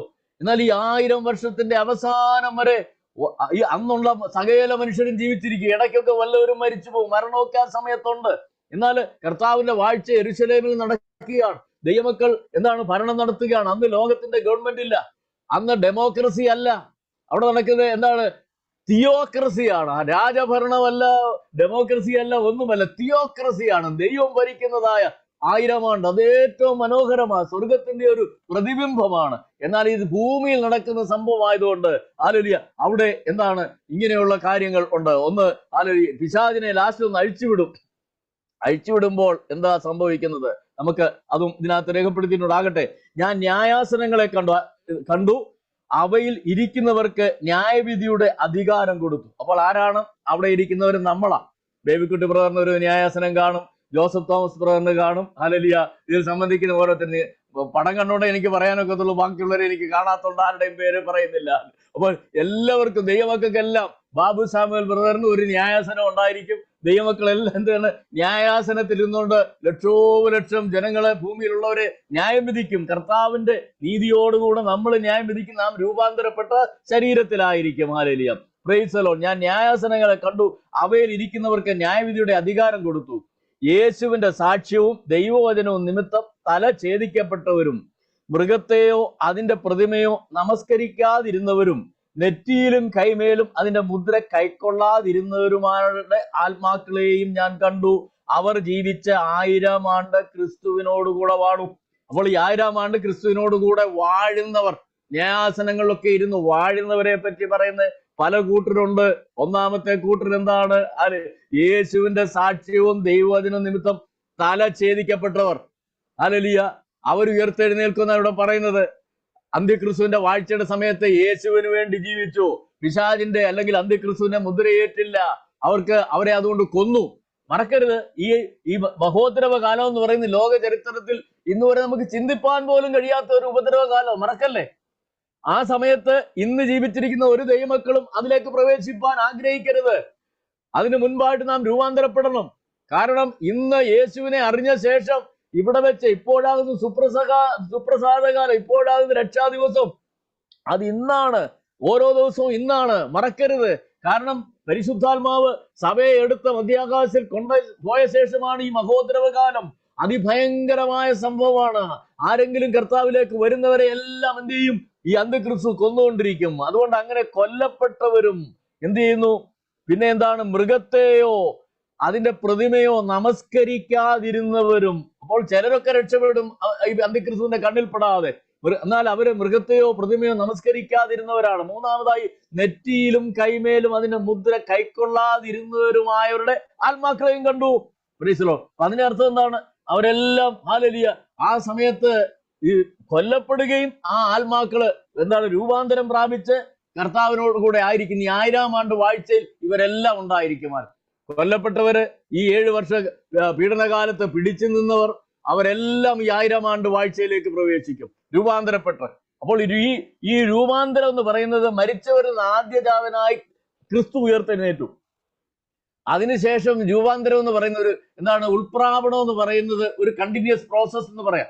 അതായത് ആ സമയത്ത് യേശു ക്രിസ്തു ക്രൂശിക്കപ്പെട്ടതായ സമയത്ത് എന്ത് ചെയ്തു? മരിച്ചവർ പല ഉയർത്തെഴുന്നേറ്റു, കല്ലറകൾ തുറന്നു. എന്നിട്ട് യേശു ക്രിസ്തുവിന്റെ പുനരുത്ഥാനത്തിന് ശേഷം അവര് എന്താണ്? വിശുദ്ധന്മാർ പോയി അനേകർക്ക് പ്രത്യക്ഷപ്പെട്ടു രൂപാന്തരപ്പെട്ട ശരീരത്തിൽ. അന്ന് ആദ്യജാതനായ കർത്താവും അതിനോട് ചേർന്ന് കുറച്ച് പേർ രൂപാന്തരപ്പെട്ടു. പിന്നെ ഇനി നടക്കാൻ പോകുന്നു പറഞ്ഞു കഴിഞ്ഞാൽ ആ രൂപാന്തരം നമ്മുടെ ഉൾപ്രാവണത്തിൽ നമ്മൾ രഹസ്യവരവെങ്കിൽ കർത്താവിനോടുകൂടെ ആയിരിക്കുന്നു. അതാണ് ഇനി നടക്കാൻ. അതിന്റെ ഇടയ്ക്കൊന്നും ആരുടെയും ചരിത്രം രേഖപ്പെടുത്തുന്നില്ല. നമ്മൾ അങ്ങനെ രൂപാന്തരപ്പെട്ട് മധ്യാസിലായിരിക്കും. അതിനുശേഷം ആ സമയത്ത് തന്നെ ഈ ഭൂമിയിൽ നടക്കുന്ന കാര്യമാണ് മഹോത്തരവകാലം. ആ മഹോത്തരവകാലത്തിങ്കൽ കൊല്ലപ്പെടുന്നവരെല്ലാം എന്ത് ചെയ്യും? അവർ ഈ 1000 ആണ്ട് വാഴ്ചയ്ക്ക് വേണ്ടി അവരെല്ലാം ഈ ഉയർപ്പിന്റെ ശരീരം പ്രാപിച്ച് കർത്താവിനോടൊപ്പം 1000 ആണ്ട് വാഴ്ചയിലായിരിക്കും. അവർ 1000 ആണ്ട് ക്രിസ്തുവിനോട് കുറവാണ്. അതിനകത്ത് യാതൊരു കൺഫ്യൂഷന്റെ ആവശ്യമില്ല. വചനം ഇത് വ്യക്തമായിട്ട് പറയുന്നു. ആരൊക്കെയാണ് ഈ 1000 ആണ്ട് ആ വാഴ്ചയിലേക്ക് വീണ്ടെടുക്കപ്പെട്ടവരായിട്ടുള്ള പ്രവേശിക്കുന്നതെന്നും ബാക്കിയുള്ളവർ ശേഷിക്കുന്നതെന്നും അവിടെ പറയുന്നു. എന്നിട്ട് ഹല്ലേലൂയ, ഇപ്പൊ മരിച്ചവരിൽ ശേഷമുള്ളവർ 1000 ആണ്ട് കഴിവോളം ജീവിച്ചില്ല. നോക്കണം, മരിച്ച ആടയ്ക്ക് മരിച്ചു പോയവർ, ക്രിസ്തുവിൽ അല്ലാതെ മരിക്കുന്നവർ ആരും പിന്നെ ഉയർക്കുന്നില്ല. ഹല്ലേലൂയ, 1000 ആണ്ട് കഴിയുവോളം. ഒന്നാമത്തെ പുനരുത്ഥാനത്തിൽ പങ്കുള്ളവൻ ഭാഗ്യവാനും വിശുദ്ധനും. അല്ലാത്തവരല്ല ഈ രണ്ടാമത്തെ പുനരുത്ഥാനത്തിൽ മരിച്ചവരായി 1000 ആണ്ട് വാഴ്ചയുടെ സമയത്തൊന്നും അവർക്ക് ഉയർക്കാൻ പറ്റത്തില്ല. അവരെല്ലാം ക്രിസ്തു ഇല്ലാതെ ദൈവവിശ്വാസം ഇല്ലാതെ നശിച്ചു പോയവരാ. മരിച്ചവരിൽ ശേഷമുള്ളവർ 1000 ആണ്ട് കഴിയുവോളം ജീവിച്ചില്ല. ഇത് ഒന്നാമത്തെ പുനരുത്ഥാനം. അപ്പൊ ഒന്നാമത്തെ പുനരുത്ഥാനത്തിന്റെ വളരെ ക്ലിയർ പിക്ചറാണ് നാം അവിടെ കാണുന്നത്. യേശു ഉയർത്തതായ ആ നാൾ മുതൽ ഹല്ലേലൂയ, ഇനിയും ഉൾപ്രാവണം മധ്യാകാശത്തിൽ നമ്മൾ എടുക്കപ്പെടുന്ന നാളും ഈ മഹോദ്രവകാലത്ത് ഉപദ്രവം സഹിച്ച് അവരും എന്ത് ചെയ്യും? ഒന്നാമത്തെ പുനരുത്ഥാനത്തിൽ പങ്കുള്ളവരായി തീരും. മറക്കരുത്. Hallelujah, price the Lord. ഇത് ഒന്നാമത്തെ പുനരുത്ഥാനം. ഒന്നാമത്തെ പുനരുത്ഥാനത്തിൽ പങ്കുള്ളവൻ ഭാഗ്യവാനും വിശുദ്ധനുമാകുന്നു. അവരുടെ മേൽ രണ്ടാം മരണത്തിന് അധികാരമില്ല. രണ്ടാം മരണം എന്ന് പറയുന്നത് എന്താണെന്ന് അറിയാവോ? ഈ മരിച്ചവരെല്ലാം ഉയർത്തെഴുന്നേറ്റ് അവര് ന്യായവിധി, അന്ത്യ ന്യായവിധി കഴിയുമ്പോൾ അവര് രണ്ടാം മരണത്തിലേക്ക്, നിത്യാഗ്നിയിലേക്ക് വീഴുകയാണ്. അതിനെയാണ് രണ്ടാം മരണം എന്ന് പറയുന്നത്. രണ്ടാം മരണത്തിന് ദൈവമക്കളുടെ മേൽ അധികാരമില്ല. കാരണം അതിനു മുമ്പേ ദൈവമക്കളെല്ലാം ഉയർത്തു കഴിഞ്ഞു. ഹല്ലേലൂയ. ഇവിടെ നല്ല മഴ പെയ്യാൻ തുടങ്ങി. സിഗ്നൽ പോകാതിരിക്കാൻ പ്രാർത്ഥനയിൽ ഓർക്കണം. കർത്താവ് സഹായിക്കും. ഹല്ലേലൂയ. അപ്പോൾ എന്താണ്? ഹല്ലേലൂയ, ഇത് ഒന്നാമത്തെ പുനരുത്ഥാനം. ഒന്നാമത്തെ പുനരുത്ഥാനത്തിൽ പങ്കുള്ളവൻ ഭാഗ്യവാനും വിശുദ്ധനുമാകുന്നു. ഇപ്പൊ രണ്ട് കാര്യങ്ങളാ. ഒന്നാമത്തെ പുനരുത്ഥാനത്തിൽ നമ്മൾക്കൊക്കെ പങ്കുണ്ടെങ്കിൽ നമ്മൾ ഭാഗ്യവാന്മാരാ. കോളടിച്ചു, വലിയ ലോട്ടറിയേക്കാളും വലിയ കോള അടിക്കുന്നത്. അതുകൊണ്ട് ദൈവമക്കളെ നമ്മൾ ആഗ്രഹിക്കേണ്ടത് അതാണ്. അല്ലാതെ അബുദാബിയിലെ ലോട്ടറിക്ക് ഇത്ര മില്യൺ കിട്ടുമെന്ന് വിചാരിച്ചോണ്ട് അതിനുവേണ്ടി ആരും പ്രാർത്ഥിച്ചുകൊണ്ടിരിക്കല്ലേ. ദുബായിലെ ലോട്ടറി അടിക്കാനും ആരും കാത്തിരിക്കുന്നത്. പലരും പ്രാർത്ഥിക്കുന്നുണ്ട്. കുറച്ച് പല ദൈവമക്കളായിട്ട് അങ്ങനെ പറഞ്ഞു, ഒരു ലോട്ടറി അടിച്ചിട്ട് എന്റെ കടം മാറാണ്ടിരിക്കുക എന്ന് പറയുന്ന ഒത്തിരി പേരുണ്ട്. എന്റെ കുഞ്ഞെ, നിനക്ക് അങ്ങനെ ലോട്ടറി ഒന്നും അടിക്കാൻ പോകുന്നില്ല. Hallelujah, hallelujah. നീ അതും വിചാരിച്ചുകൊണ്ട് ലോട്ടറി ടിക്കറ്റ് എടുത്തുകൊണ്ട് നടക്കണ്ട. നിന്റെ ലോട്ടറി എന്ന് പറയുന്നത് ഒന്നാമത്തെ പുനരുത്ഥാനത്തിൽ പങ്കുള്ളവനാണ്. അതാണ് ഭാഗ്യം എന്ന് പറയുന്നത്. അല്ലാത്തതെല്ലാം ദൈവം നമുക്ക് നടത്തും. നമ്മൾ കടഭാരങ്ങളോ പ്രയാസങ്ങളോ എല്ലാം ദൈവം അല്ലാതെ മാറ്റിത്തരും. അതുകൊണ്ട് ഓർത്തുകൊള്ളണം, ഒന്നാമത്തെ പുനരുത്ഥാനത്തിൽ പങ്കുള്ളവൻ ഭാഗ്യവാനാണ്, വിശുദ്ധനാണ്. അപ്പൊ ഭാഗ്യാവസ്ഥ എന്ന് പറയുന്നത് ദൈവം കാണിക്കുന്ന കൃപയാണ്. വിശുദ്ധൻ എന്ന് പറയുന്നത് ഞാനും നിങ്ങളും വിശുദ്ധരായി ജീവിക്കുമ്പോഴാണ് നമ്മൾ വിശുദ്ധരായി തീരുന്നത്. നമ്മുടെ ചുമതലയാണ് വിശുദ്ധിയോടെ ജീവിക്കുക എന്നുള്ളത്. നമുക്കറിയാം. പിന്നെ വെളിപ്പാട് പുസ്തകത്തിൽ പറയുന്നുണ്ട് അവരുടെ നീതിപ്രവർത്തികൾ. ഹല്ലേലൂയ. മണവാട്ടി സഭയെ പറ്റി പറയുന്ന ഭാഗത്ത് പറയുന്നുണ്ട്, കാന്തയും തന്നെത്താൻ ഒരുക്കിയിരിക്കുന്നു. ഹല്ലേലൂയ. അവൾ എന്താണ്? വിശേഷ വസ്ത്രം ധരിക്കുന്നു. ആ വിശേഷ വസ്ത്രം എന്ന് പറയുന്നത് വിശുദ്ധന്മാരുടെ നീതിപ്രവർത്തികളാണെന്ന് പറയും. നമ്മൾ നീതിപ്രവർത്തിയെ വിശേഷ വസ്ത്രമായിട്ട് ധരിക്കും. ക്രിസ്തു സഭ നീതിപ്രവർത്തിയാണ് വിശേഷ വസ്ത്രമായി ധരിക്കാൻ പോകുന്നത്. അതുകൊണ്ട് ഇത് കേൾക്കുന്ന ദൈവമക്കളെ, നമ്മുടെ ജീവിതത്തിൽ, ക്രിസ്തു വിശ്വാസികളുടെ ജീവിതത്തിൽ നീതിപ്രവർത്തി ഇല്ലെങ്കിൽ ഹല്ലേലൂയ എന്ത് ചെയ്യാൻ പറ്റത്തില്ല? വിശേഷ വസ്ത്രമില്ലാത്തവരായി പോകും. വിശേഷ വസ്ത്രത്തെ കുറിച്ച് വേദപുസ്തകത്തിൽ പല കാര്യങ്ങൾ പറയുന്നുണ്ടല്ലോ. കല്യാണ വസ്ത്രം, ഹല്ലേലൂയ, അതില്ലാത്തവർക്ക് അങ്ങോട്ട് പ്രവേശനമില്ല. ഓർത്തുകൊള്ളും, വിശേഷ വസ്ത്രം അത് നാം ധരിക്കണം. കാന്തയും തന്നെത്താൻ ഒരുക്കണം. ഞാനും നിങ്ങളും ക്രിസ്തുവിനെ മണവാട്ടി സഭ നമ്മെ തന്നെ ഒരുക്കണം. പാപമില്ലാതെ, പാപത്തിൽ നിന്ന് വിടുതൽ പ്രാപിച്ച് പാപത്തിൽ നിന്ന് മാറി നിൽക്കണം. പാപത്തോട് പോരാടണം. എനിക്ക് നിങ്ങൾക്ക് ഒരു പോരാട്ടമുണ്ട്. അതെന്തിനോടാണ്? പാപത്തോടാണ് പോരാട്ടം. വേറെ ആരോടുമല്ല, മനുഷ്യരോടൊന്നുമല്ല. പാപത്തോടാണ് പോരാട്ടം. പാപത്തോട് പോരാടുന്നതിൽ നിങ്ങൾ പ്രാണത്യാഗത്തോളം എതിർത്ത് നിൽക്കണമെന്നാണ് പറയുന്നത്. അതുകൊണ്ട് പാപം അത്ര ഭയങ്കരമാണ്. പാപവുമായിട്ട് എനിക്ക് നിങ്ങൾക്ക് വലിയ പോരാട്ടമുണ്ട്. പ്രാണത്യാഗത്തോളം എതിർത്ത് നിൽക്കും. മരിച്ചാൽ എന്ത് ചെയ്യും? നമ്മൾ ഉയർക്കും. ഒന്നാമത്തെ പുനരുത്ഥാനത്തിൽ പങ്കുള്ളവരായി തീരും. മരണത്തോളം പ്രാണത്യാഗത്തോളം എതിർത്ത് നിൽക്കുന്നവരാണ് ഈ ഒന്നാമത്തെ പുനരുത്ഥാനത്തിൽ യേശുവിനോടൊപ്പമായിത്തീരുന്നത്. അതുകൊണ്ട് മറക്കരുത്, ഒന്നാമത്തെ പുനരുത്ഥാനത്തിൽ പങ്കുള്ളവൻ ഭാഗ്യവാനും വിശുദ്ധനുമാകുന്നു. അവരുടെ മേൽ രണ്ടാം മരണത്തിന് അധികാരമില്ല. അവർ ദൈവത്തിനും ക്രിസ്തുവിനും പുരോഹിതന്മാരായി ക്രിസ്തുവിനോടുകൂടെ 1000 ആണ്ട് വാഴും. അപ്പോൾ നമ്മൾ എങ്ങനെയാണ് വാഴാൻ പോകുന്നത്? എന്നെയും നിങ്ങളെയും വിളിച്ചിരിക്കുന്നത് രാജകീയ പുരോഹിത വർഗമായിട്ടാണ്. അതുകൊണ്ട് യേശുവിന്റെ രക്തത്താൽ വീണ്ടെടുക്കപ്പെട്ട എല്ലാവരും പുരോഹിതന്മാരാണ്. ദൈവത്തിന്റെ പുരോഹിതൻ എന്താണ് ചെയ്യുന്നത്? ദൈവത്തിനും മനുഷ്യർക്കും മധ്യത്തിൽ എന്താണ് ഇടപെടുന്ന വ്യക്തികളാണ് പുരോഹിതന്മാർ. ഈ 1000 ആണ്ട് വാഴ്ചയുടെ സമയത്ത് ദൈവമക്കൾ പുരോഹിത ശുശ്രൂഷ ചെയ്തുകൊണ്ടിരിക്കും. എന്താണ്? അന്നുള്ള ജീവിക്കുന്നവർക്ക് വേണ്ടി നാം ഇടിവിൽ നിൽക്കും. പുരോഹിതൻ എന്തെല്ലാം ശുശ്രൂഷ ചെയ്യുന്നു അതൊക്കെ നമ്മൾ ചെയ്യും. രാജകീയ പുരോഹിത വർഗമായിട്ട് യേശു രാജാവായിട്ട് വാഴുന്ന സമയത്ത് ഞാനും നിങ്ങളും അധികാരമുള്ളവരായി രാജകീയ പുരോഹിത വർഗം ആയിട്ട് മറ്റുള്ളവരോട് യേശുവിനെ പറ്റി പറഞ്ഞു കൊടുക്കുന്നവരായി, മറ്റുള്ളവർക്ക് വേണ്ടി യേശുവിന്റെ സന്നിധിയിൽ ഇടിവിൽ നിൽക്കുന്നവരായിട്ട് നമ്മൾ തീരും. ഹല്ലേലൂയ. എന്നിട്ട് എന്ത് ചെയ്യും? അവർ ദൈവത്തിനും ക്രിസ്തുവിനും പുരോഹിതന്മാരായി ക്രിസ്തുവിനോടുകൂടെ 1000 ആണ്ട് വാഴും. നമ്മളൊക്കെ ആരോട് കൂടെ ആയിരിക്കും? ക്രിസ്തു വാണോണ്ടിരിക്കുക. ഞാനും നിങ്ങളും ക്രിസ്തുവിനോട് കൂടെ. അപ്പോൾ എന്താണ്? ഒരു പുതിയ ദേവാലയം സൃഷ്ടിക്കപ്പെടും. യേശു ക്രിസ്തു രാജാവായിട്ട് യെരുശലേമിൽ ഇരുന്നുകൊണ്ട് വാഴും. ആകെക്കൂടെ ഇപ്പോഴത്തെ അവസ്ഥയെല്ലാം മാറാൻ പോവുക. ഭൂമിയുടെ സകല അവസ്ഥയും മാറാൻ പോവുക. ഭൂമിയുടെ മുഖത്തെ ദൈവം പുതുക്കാൻ പോവുക. ഒറിജിനൽ ഏദൻ തോട്ടം പോലെ തന്നെയായിത്തീരും ഈ ഭൂമി മുഴുവനും. മഹാസന്തോഷത്തിന്റെ അനുഭവം. യേശു രാജാവായിട്ട് വാഴുമ്പോൾ ക്രിസ്തുവിനോടുകൂടെ ഞാനും നിങ്ങളും വാഴും. എന്നിട്ട് എന്ത് ചെയ്യുന്നു? 1000 ആണ്ട് കഴിയുമ്പോഴോ സാത്താനെ തടവിൽ നിന്ന് അഴിച്ചുവിടും. എന്തിനു വേണ്ടിയാണ്?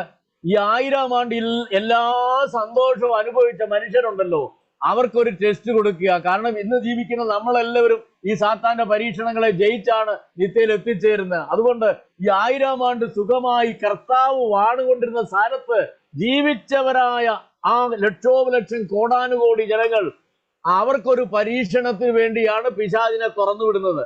പിശാചിന്റെ ലാസ്റ്റ് ആൻഡ് ഫൈനൽ ആക്ഷൻ അവിടെ. നമുക്കറിയാം, ഇപ്പോൾ നമ്മൾ വചനത്തിൽ വായിക്കുമ്പോൾ കാണുന്നുണ്ട്, പിശാച് തന്റെ സമയം അടുത്തത് കൊണ്ട് അവൻ അങ്ങ് പ്രവർത്തിച്ചുകൊണ്ടിരിക്കുക. ആരെ വിഴുങ്ങേണ്ടത് തെരഞ്ഞു ചുറ്റി നടക്കുക. ഇപ്പോഴവൻ പ്രവർത്തിക്കുക. അവനറിയാം 1000 ആണ്ട് ആകുമ്പോഴത്തേക്കിന് അവനെ എന്ത് ചെയ്യും? ഇങ്ങനെ ബന്ധിച്ചിടുമെന്നറിയാം. എന്നാൽ അവനും പിന്നെ അറിയാം ഇത് കഴിയുമ്പോഴൊന്ന് അഴിച്ചുവിടും. ഈ അഴിച്ചുവിടുമ്പോഴും അവനൊരു മാറ്റവുമില്ല. അല്ലെങ്കിൽ മനസ്സിലാക്കണം, ഒരു സ്വഭാവ മാറ്റവും മാനസാന്തരവും ഇല്ലാത്ത ഒരു ദൂതനാണ്, കെരൂബാണ് പിശാച്. മറക്കരുത്. മനുഷ്യർക്കാണെന്നുണ്ടെങ്കിൽ ജഡത്തിലായിരിക്കുന്നിടത്തോളം മാനസാന്തരത്തിലുള്ള സമയമുണ്ട്. എന്നാൽ ദൂതന്മാർക്ക് മാനസാന്തരപ്പെടാൻ കഴിയത്തില്ല. അവരതിനപ്പുറമാണ്. കാരണം അറിഞ്ഞുകൊണ്ട് അവർ തെറ്റ് ചെയ്ത, അറിഞ്ഞുകൊണ്ട് അവർ ദൈവത്തിന്റെ വൈരികളായി തീർന്നതാ.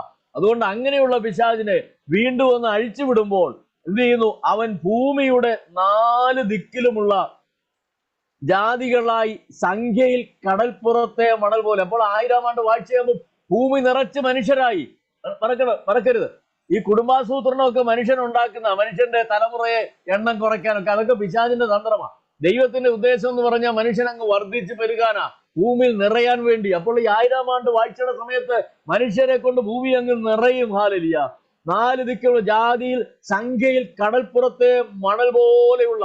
അപ്പോൾ ഓരോ പേര് പറയുന്നതും കടൽപ്പുറത്തെ മണൽ പോലെയാണ്. ഗോഗ് കടൽപ്പുറത്തെ മണൽ പോലെ, മാഗോഗ് കടൽപ്പുറത്തെ മണൽ എന്നിവരെ യുദ്ധത്തിനായി ഭൂമിയിൽ നിറഞ്ഞിരിക്കുന്ന ഈ മനുഷ്യരുടെ അടുക്കലെല്ലാം ഈ പിശാച് ചെല്ലും. എന്ത് ചെയ്യും? യുദ്ധത്തിനായി കൂട്ടിച്ചേർക്കേണ്ടതിന് വശീകരിപ്പാൻ പുറപ്പെടും. അപ്പോൾ മുൻപേ നാം കണ്ടു, പിശാച് വഞ്ചകനാണ്. ഇവിടെ രണ്ടാമതാണ് വശീകരിക്കുന്നവനാണ്. പിശാചിന്റെ വേറൊരു സ്വഭാവമാണ്, ഒരുപാട് ദുഷ്ട സ്വഭാവങ്ങളുണ്ട്. അതിൽ ഒരു സ്വഭാവമാണ് ഇവിടെ പറഞ്ഞിരിക്കുന്ന സ്വഭാവങ്ങളിലൊന്നാണ് അവൻ വശീകരിക്കും. എങ്ങനെയെങ്കിലും ഈ ലക്ഷോപലക്ഷങ്ങൾ കോടാനുകോടികളെ വശീകരിക്കും. അവൻ എന്തെങ്കിലുമൊക്കെ പറയും. ഹവ്വായോട് പറഞ്ഞതുപോലെ വാസ്തവമായി കൽപ്പിച്ചിട്ടുണ്ടോ?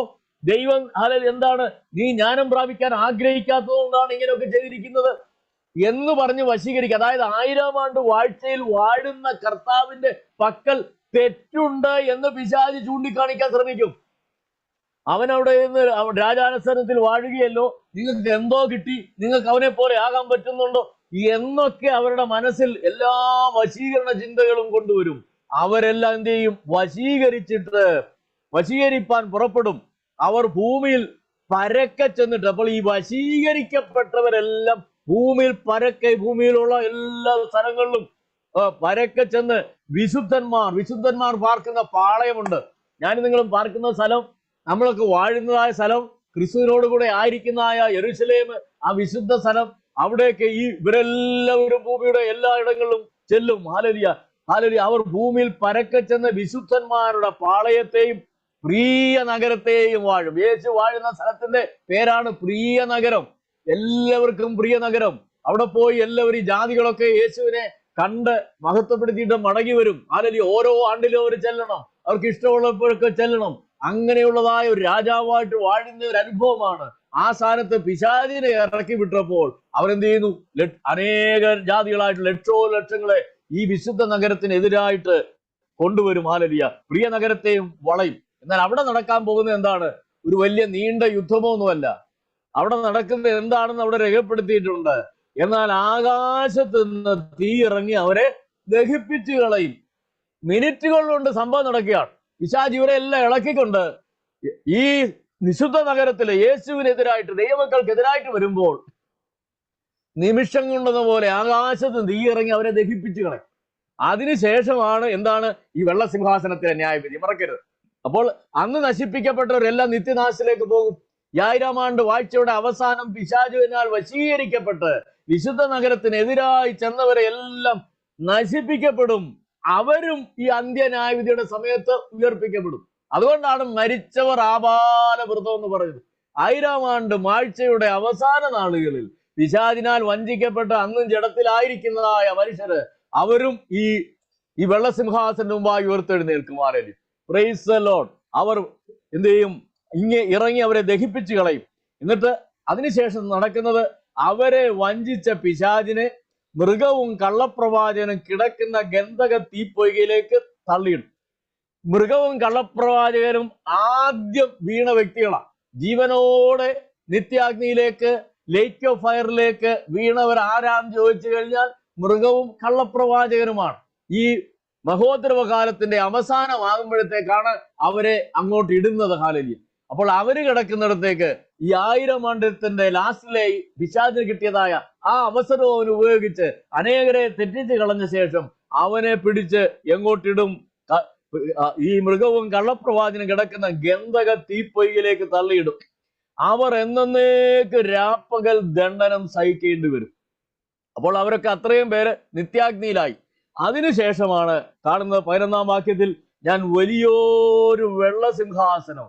അപ്പോൾ മറക്കരുത്, വെള്ളസിംഹാസനം, വൈറ്റ് ത്രോൺ എന്ന് പറയുന്നത് അന്ത്യന്യായവിധിയുടെ ത്രോണാണ്. പല ത്രോണിനെ പറ്റി വേദപുസ്തകത്തിൽ പറയുന്നുണ്ട്. അതിലേക്കൂടെ നമ്മൾ ഇന്നൊന്ന് ഓടിച്ച് കടന്നു വരുവാനായിട്ട് ശ്രമിക്കും. ഇവിടെ കാണുന്നത് വെള്ളസിംഹാസനം. അത് ചെറുതൊന്നുമല്ല, വലിയൊരു വെള്ളസിംഹാസനമാണ്. അതിനെന്തോ വലിപ്പമുണ്ടെന്ന് നമുക്ക് അറിഞ്ഞുകൂടാ. ഏറ്റവും വലിയൊരു വെള്ളസിംഹാസനവും അതിൽ ഒരുത്തൻ ഇരിക്കുന്നതും കണ്ടു. അവന്റെ സന്നിധിയിൽ നിന്ന് ഭൂമിയും ആകാശവും ഓടിപ്പോയി. മറക്കരുത്. പിന്നീടാണ് പുതിയ ആകാശവും പുതിയ ഭൂമിയും വരുന്നത്. അടുത്ത അധ്യായത്തിൽ നമ്മൾ കാണുന്നത് പുതിയ ആകാശം വരുന്നു, ആ പുതിയ ആകാശത്തിൽ പുതിയ ഭൂമി വരുന്നു. ഹല്ലേലൂയ. ആ പുതിയ ഭൂമിയിലേക്ക് പുതിയ യെരൂശലേം ദൈവസന്നിധിയിൽ ഇറങ്ങി വരുന്നു.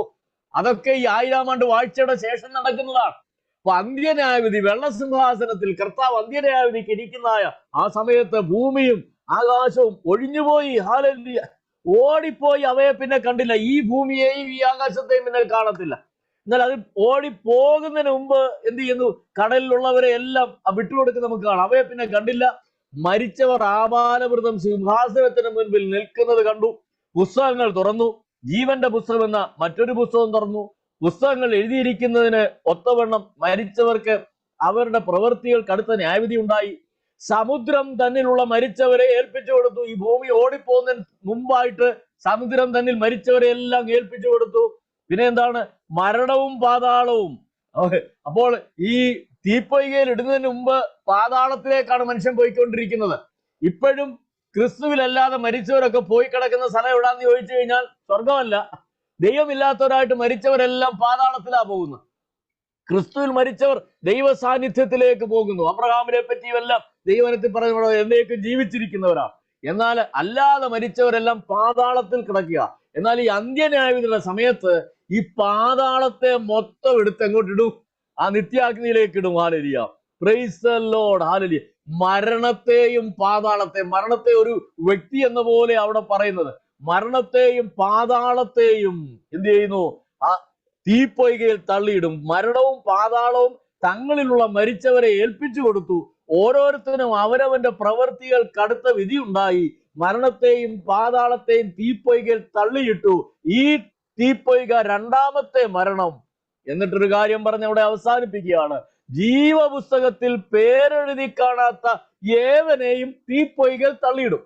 അപ്പോൾ ഈ അന്ത്യന്യായവിധിയുടെ മുൻപിൽ നിൽക്കുന്നവര് നമ്മൾ ആരും അവിടെ നിൽക്കത്തില്ല. മറക്കല്ലേ, സംശയമൊന്നും വരരുത്. പലരുടെയും കൺഫ്യൂഷനാ.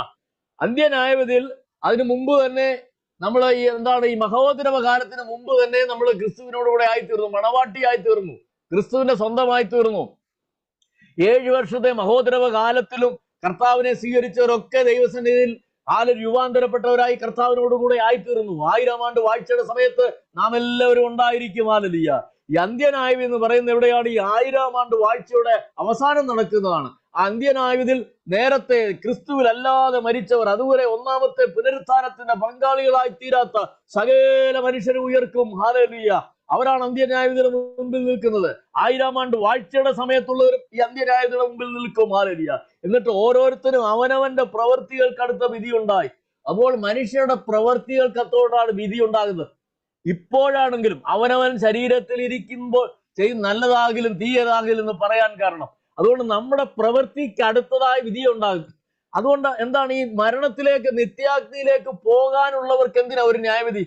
അവരെല്ലാം അങ്ങ് പിടിച്ചങ്ങ് ഇട്ടാ പോരായോ എന്നുള്ള ചോദ്യം വരാൻ സാധ്യതയുണ്ട്. എന്നാൽ ഇവിടെ എന്താണ് പറയുന്നത്? ഓരോരുത്തരും അവനവന്റെ പ്രവൃത്തികൾക്ക് അടുത്ത വിധി ഉണ്ടായി.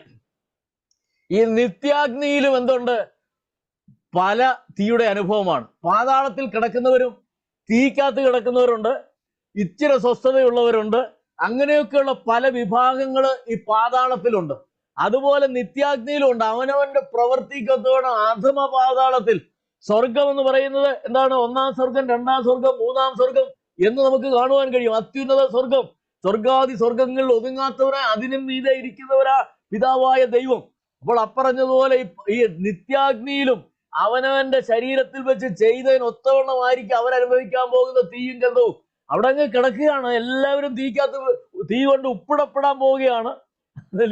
എന്നാൽ അവിടെയും ഉണ്ട് ഇച്ചിരി ആശ്വാസമൊക്കെ ഇടയ്ക്ക് ലഭിക്കുന്ന പലരും കാണും. കാരണം അവരവരുടെ പ്രവൃത്തിയുമായിട്ട് ബന്ധപ്പെട്ട്. ഇതിനെപ്പറ്റി നമുക്ക് അറിഞ്ഞുകൂടാ. ഹല്ലേലൂയ. എന്ന് വെച്ചാൽ വചനം എന്ന് പറയുന്നത് മാത്രം നമ്മളത് ചിന്തിക്കുകയാണ്. അപ്പോൾ ഇതൊക്കെ ദൈവം നീതിയുള്ള ന്യായാധിപതിയാണ്. ഓരോരുത്തരും അവനവന്റെ പ്രവൃത്തിക്ക് തക്കവണ്ണം, ദൈവമക്കളാണെങ്കിൽ നമ്മുടെ പ്രവൃത്തിക്ക് തക്കവണ്ണമാണ് ദൈവം ന്യായം വിധിക്കുന്നത്. ആകട്ടെ, ഈ അന്ത്യ ന്യായവിധിയെ പറ്റി നാം കണ്ടു. അതിനുശേഷമാണ് അടുത്ത അധ്യായത്തിൽ നമുക്കറിയാം, എല്ലാവർക്കും അറിയാവുന്ന കാര്യമാണ്, അല്ലെങ്കിൽ പുതിയ ആകാശം പുതിയ ഭൂമി, അത് ഏറ്റവും മനോഹരമായിരിക്കും. ഈ പുതിയ ഭൂമി എന്ന് പറയുന്നത് ഇന്നത്തെ ഭൂമിയേക്കാൾ 1000 മടങ്ങ് വലിപ്പമുള്ളതായിരിക്കും. ആ ഭൂമിയിലേക്ക് സ്വർഗത്തിൽ നിന്ന് പുതിയ യെരൂശലേം ഇറങ്ങി വരും. ഈ പുതിയ യെരൂശലേമിന്റെ നീളവും വീതിയും ഉയരവും 1200 മൈലാണ്. അപ്പോൾ 1200 വീതിയും നീളവും ഉയരമുള്ള ഒരു പട്ടണം ഇറങ്ങിയിരിക്കാൻ ഈ ഭൂമിക്ക്, ഇപ്പോഴത്തെ ഭൂമിക്കൊന്നും താങ്ങാൻ കഴിയത്തില്ല. അപ്പോൾ വരുന്നതായ വലിയ ഭൂമി എന്ന് പറയുന്നത് യെരൂശലേം ഇന്നത്തെ യെരൂശലേമിന് എന്താണ് ആനുപാതികമായിട്ട് ഒരു സ്ഥലമാണ്. ആ വലിയ പുതിയ ഭൂമിയില് ആ യെരൂശലേം ഇപ്പോഴുള്ള പോലെ എത്ര % യെരൂശലേം ഇന്നത്തെ ഭൂമിയിലുണ്ടോ അതുപോലെ ആ വലിയ ഭൂമിയുടെ അത്രയും % ഉൾക്കൊള്ളുന്നതായിരിക്കും പുതിയ യെരൂശലേം ഇരിക്കുന്ന ആ സ്ഥലം. അപ്പോൾ സ്വർഗത്തിൽ നിന്ന് ഇറങ്ങി വരുന്നതാണ് പുതിയ യെരൂശലേം. പുതിയ ഭൂമിയിൽ ഈ പുതിയ യെരൂശലേം ഇറങ്ങി വരും. നാം പുതിയ യെരൂശലേമിൽ ആയിരിക്കുന്ന കാര്യങ്ങളെല്ലാം ബാക്കി അധ്യായത്തിലുണ്ട്. നിങ്ങൾ അത് വായിച്ചിട്ടുള്ളതാണ്, ധാരാളമായിട്ട് അറിയാമല്ലോ. ഇന്നത്തെ നമ്മുടെ വിഷയം അതല്ല, അത് നമ്മുടെ വിഷയം ആയിരിക്കണം എപ്പോഴും. അല്ലേ? അതുകൊണ്ട് ഇതിനെല്ലാം നമ്മൾ അവകാശമായി തീരണം. ഇപ്പോൾ നമ്മൾ ചിന്തിച്ചത് അന്ത്യ ന്യായവിധിയെ പറ്റിയാണ്, ദ ലാസ്റ്റ് ജഡ്ജ്മെന്റ്. അതിനുശേഷം പിന്നെ ന്യായവിധി ഇല്ല. ഈ അന്ത്യ ന്യായവിധിയിലേക്ക് ദൈവമക്കളാരും പ്രവേശിക്കത്തില്ല. മറക്കല്ലേ, none of us will enter into the last judgment. നാം അതിനു മുമ്പ് ഉയർത്തെഴുന്നേറ്റ് കർത്താവിനെ പോലെ ആയിത്തീരും, കർത്താവിനോടൊപ്പമായിരിക്കും. അതുകൊണ്ട് ആരും പറഞ്ഞ് ആരെയും തെറ്റിക്കരുത്. എന്താണ് അന്ത്യന്യായവിധിയിൽ, കർത്താവേ നിന്റെ അന്ത്യന്യായവിധിയിൽ എന്ന് പറഞ്ഞുകൊണ്ടൊക്കെ ചൊല്ലുകൾ വരെ ഉണ്ട് ചിലയിടങ്ങളിൽ. അന്ത്യന്യായവിധിയിൽ ദൈവമക്കളാരും കാണത്തില്ല. അത് അതിഭയങ്കരമായ സമയമാണ്. ഹല്ലേലൂയ. അപ്പോൾ അന്ത്യന്യായവിധിയെ പറ്റി ഇനിയുണ്ട് ന്യായവിധി.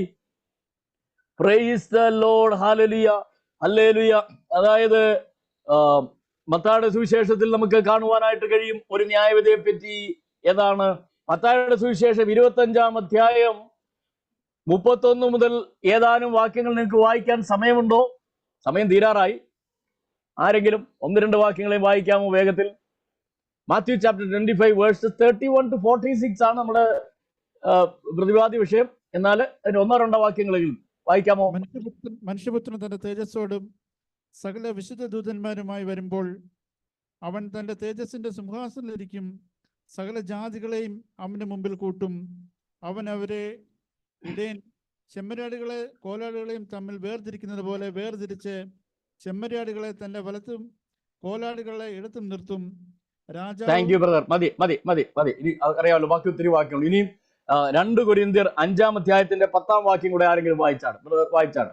2 കൊരിന്ത്യൻസ് ചാപ്റ്റർ 5 വേഴ്സ് 10 അതുകൂടെ വായിച്ചാണ്.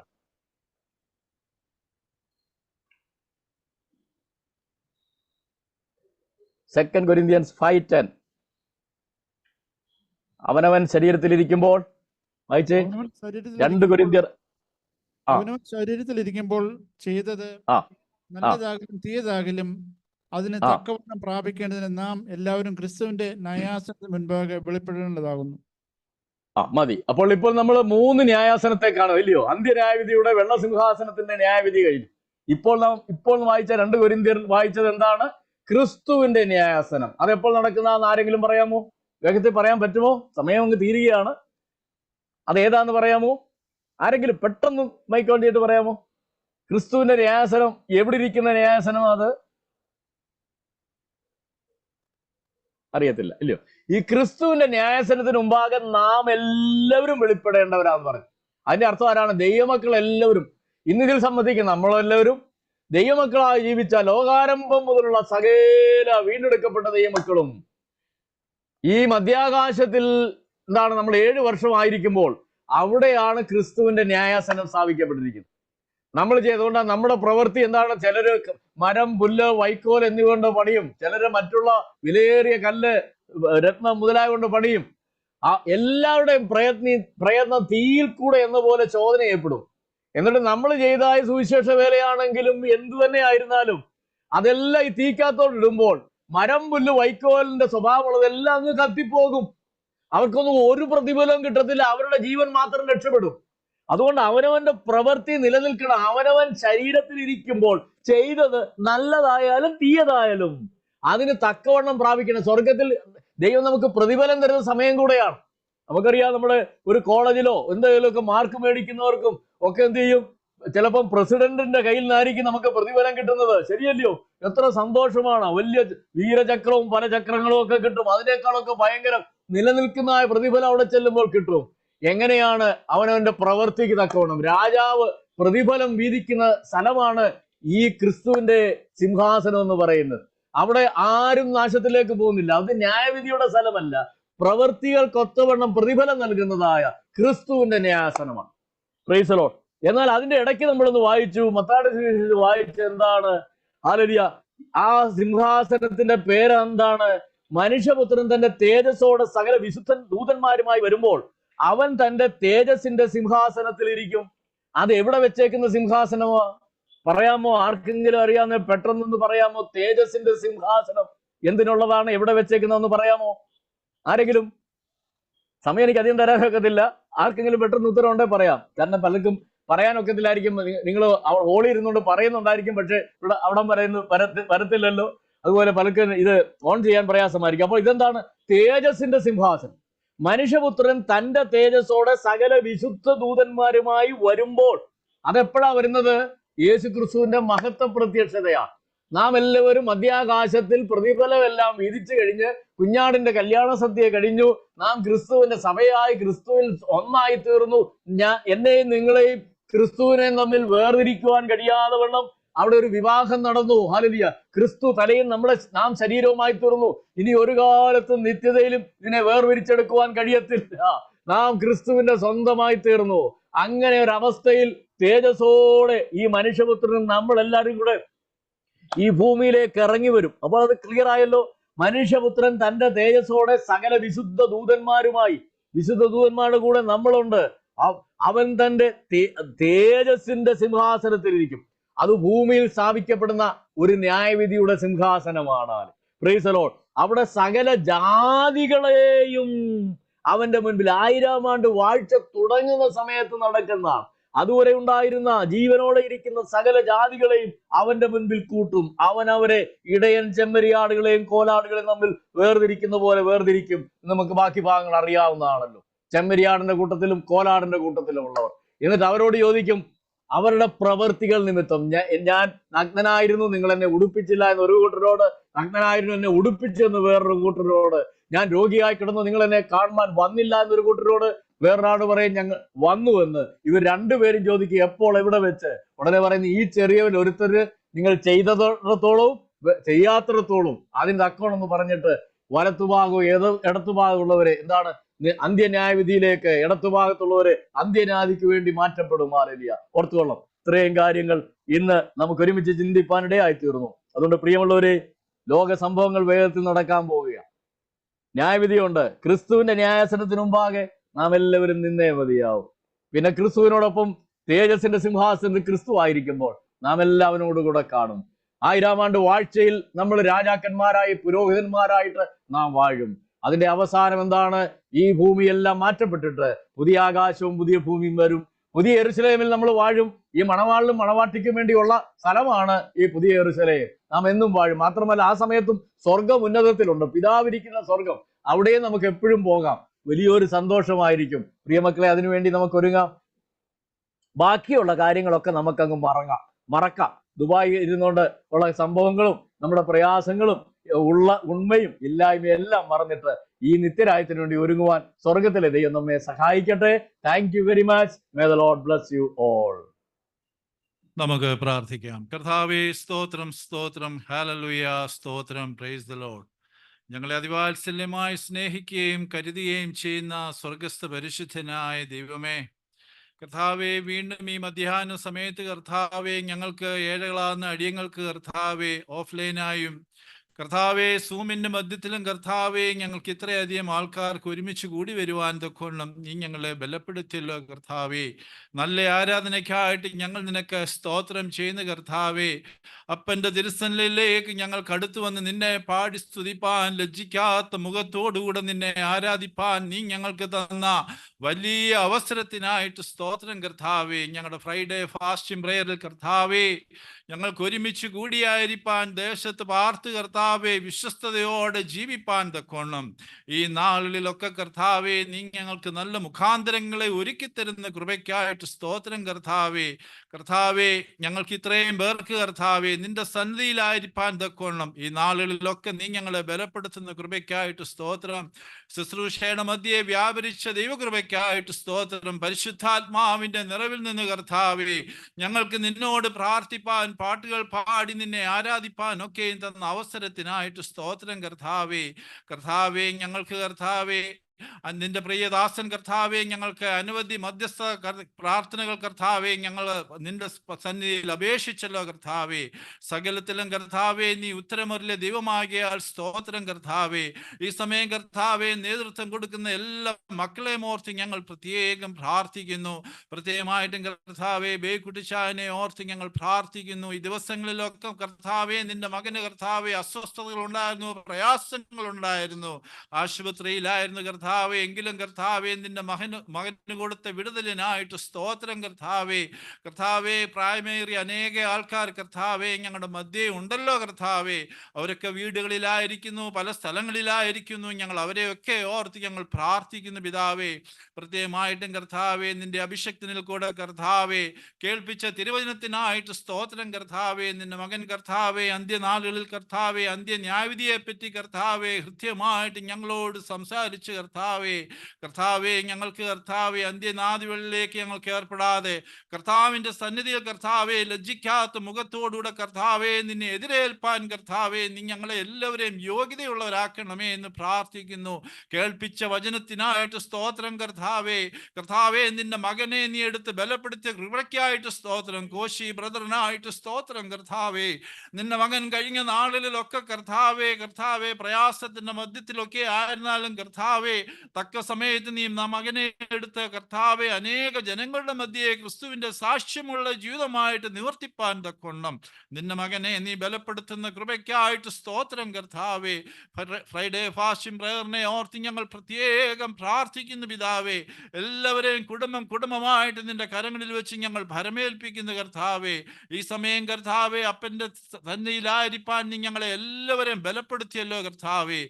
പ്രാർത്ഥന കേട്ടതിനായിട്ട് ഞങ്ങൾ നിനക്ക് സ്തോത്രം ചെയ്യുന്നു കർത്താവേ. അടുത്ത ആഴ്ച കൂടി വരുന്നിടം കർത്താവേ നീ ഞങ്ങളെ ബലപ്പെടുത്തുകയും അനുഗ്രഹിക്കുകയും ആയിരിക്കുന്ന സ്ഥാനത്ത് കർത്താവിന്റെ സന്നിധിയിലായിരിക്കാൻ തക്കൊണ്ണം നീ ഞങ്ങളെ എല്ലാവരെയും ബലപ്പെടുത്തണമേ എന്ന് പ്രാർത്ഥിക്കുന്നു.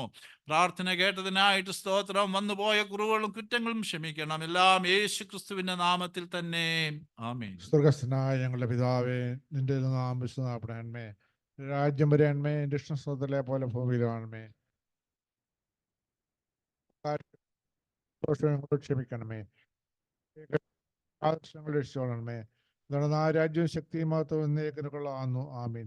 പിതാവായ ദൈവത്തിന്റെ സ്നേഹം, ഏകജാതനായ പുത്രന്റെ കൃപ, പരിശുദ്ധാത്മാവിന്റെ സംബന്ധ ശ്വാസവും നാം എല്ലാവരിലും പ്രത്യേകിച്ച് ഇന്ന് വൈദ്യ ശുശ്രൂഷദാസനോടും ഈ ശുശ്രൂഷയിൽ പങ്കെടുത്ത എല്ലാവരുടെ മേലും തുടർന്നുള്ള അടിയങ്ങളുടെ ജീവിതയാത്രയിലും എപ്പോഴും എന്നേക്കുണ്ടായിരിക്കുമാറാകട്ടെ.